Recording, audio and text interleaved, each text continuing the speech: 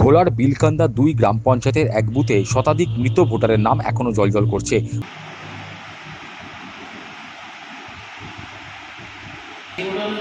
ভুয়ো ভুতুড়ে ভোটার নিয়ে বারংবার অভিযোগ তুলেছেন বঙ্গের গেরুয়া শিবির। এবার ঘোলার বিলকান্দা ২ গ্রাম পঞ্চায়েতের ২১৭ নম্বর অংশে শতাধিক মৃত ভোটারের হদিশ মিলেছে। অভিযোগ উঠেছে কেউ ২০১৫ সালে মারা গিয়েছে, আবার কারোর মৃত্যু হয়েছে ২০১৮ কিংবা ২০১৯ সালে। তাদের নামও ভোটার তালিকায় জ্বলজ্বল করছে। মৃত ভোটার উষারায়ণ চক্রবর্তীর পুত্র দীপক চক্রবর্তী বলেন, তার মা ২০১৯ সালে মারা গিয়েছেন। পঞ্চায়েত থেকে উনি মায়ের মৃত্যুর শংসাপত্র তুলেছেন, তথাপি ভোটার তালিকায় এখনও তার মায়ের নাম রয়ে গিয়েছে। বলছি দাদা, উষারানী চক্রবর্তী কে হয় আপনার? আমার মা। উনি বেঁচে আছেন? না না, কবে মারা গেছেন? 1919 নব্বই? 1900 1990-তে মারা গেছেন। এখনো তো ওনার 19 সালে মারা গেছে। 19 সালে হ্যাঁ, 19 2000 2019 সালে মারা গেছে। এখনো তো ওনার নাম রয়েছে ভোটার লিস্টে। কি করে সম্ভব? আপনারা কি আবেদন করেননি? আমি জানি ওখান থেকে কেটে দেবে, কোনো ডেথ সার্টিফিকেটও রয়েছে, কোনো অসুবিধা নেই। আচ্ছা, পঞ্চায়েতের থেকে আমরা সার্টিফিকেট এনেছি, তাও বলেছি। ওনারা যদি না কাটে সেটা তো আমাদের কিছু করার নেই। মানে 2019 মানে তারপরে আরও দুটো ভোট হয়ে গেছে।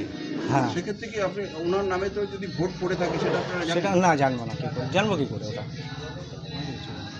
কিন্তু আপনারা আবেদন করেছিলেন। হ্যাঁ, আমরা পঞ্চায়েতে বলেছিলাম। এখনো তো নাম কাটেনি। তারপর আপনারা কি? সেটা আমাদের কি ফল্ট, আমরা কী করবো?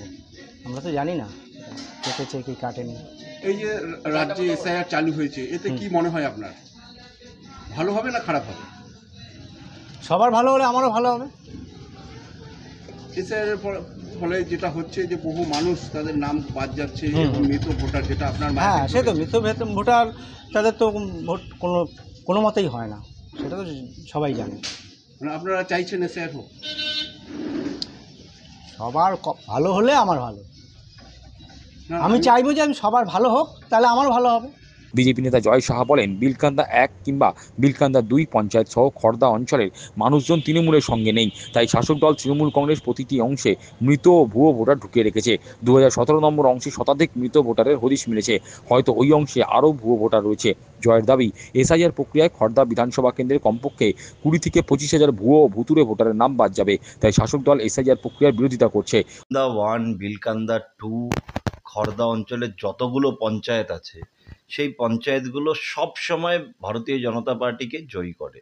ওখানে আমাদের ভোটার আছে জেনেই মানুষ তৃণমূল কংগ্রেসের সাথে নেই, সেটা তারা বুঝতে পেরেই প্রতিটা বুথে, প্রতিটা পার্টে ওরা এই মৃত ভোটার, ভুয়ো ভোটার ওরা পুশ করে রেখে দিয়েছে। নামগুলো তোলে না, যেই ভোটগুলো ওরা নিজেদের দিকে করে নেয় নিজেরাই।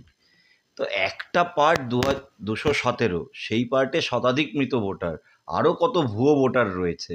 তো আপনারা বুঝতেই পারছেন যে তারা কি করে রেখেছে ওই অঞ্চলগুলো। ওই অঞ্চলের একটা মানুষও তৃণমূল কংগ্রেসকে ভোট দেয় না। আচ্ছা, তো এই যে মৃত ভোটার এতদিন ধরে যে এই ভোটগুলো মানে চলে আসছে বা এই ভোটারের নাম সেটা থেকে সংশোধন হয়নি, তো এসআইআর এর মাধ্যমে কি এগুলো বাতিল হবে? অবশ্যই খড়দা অঞ্চলে, সারা খড়দা জুড়ে আপনার কমপক্ষে ২০ থেকে ২৫,০০০ ভোটার, মৃত ভোটার আর ভুয়ো ভোটারের নাম বাদ যাবে। আর এই ভোটগুলো বাদ যাওয়ার পরে তৃণমূল কংগ্রেস কোথায় থাকবে তারা নিজেরাও বুঝতে পারছে। তাই জন্যই তো এসআইআর এর এত বিরোধিতা। আর এসআইআর এর প্রয়োজনীয়তাটা তো বোঝা যাচ্ছে, যত দিন যাচ্ছে ততদিন বোঝা যাচ্ছে যে কেন এসআইআরটা প্রয়োজন। এই মৃত ভোটার আর অবৈধ ভোটারে তো সারা বাংলা জুড়ে সব ভোটার লিস্ট ভর্তি রয়েছে। এই নামগুলো বাদ দিতে হবে। আমাদের স্কুটনির কাজ চলছে, আমরা বিএলও অফিসাররা আশাবাদী যে তারা প্রত্যেকেই ভালো কাজ করবে। ইলেকশন কমিশনের কাছে আমরা আর্জি জানাবো যেগুলো বাদ দেওয়া প্রয়োজন। আশা করি যে এবার ফলাফল ভালোই হবে। অপরদিকে ব্যারাকপুর ২ পঞ্চায়েত সমিতির সভাপতি প্রবীর রাজবংশী বলেন, খড়দা ব্লকের ৬টি পঞ্চায়েতে ৮,০০০-এর বেশি ফর্ম জমা পড়েছিল নাম বাদ দেওয়ার জন্য, কিন্তু ভুলবশত কোথাও এখনও ভোটার তালিকায় নাম থেকে গেছে। তার দাবি, ইচ্ছাকৃতভাবে ভোটার তালিকায় মৃত ভোটারের নাম রেখে দেওয়ার অভিযোগ ঠিক নয়। কম বেশি প্রায় এই যে লাস্ট ভোটার কাজ হলো, এইটুকু ৬টা পঞ্চায়েতের মধ্যে প্রায় ৮,৫০০-এর ওপরে ফর্ম জমা পড়েছে। ঠিক আছে, আমাদের সরকারি আধিকারিকরা সেগুলো সক্রিয়ভাবে কাজ করেছে। এবারে মানুষ তো সবাই, দু একটা ভুল হতে পারে, পরবর্তীকালে যখন যেটা যেভাবে অভিযোগপত্রে জমা পড়েছে আমরা সেটা সেইভাবে রিকভারি করেছি।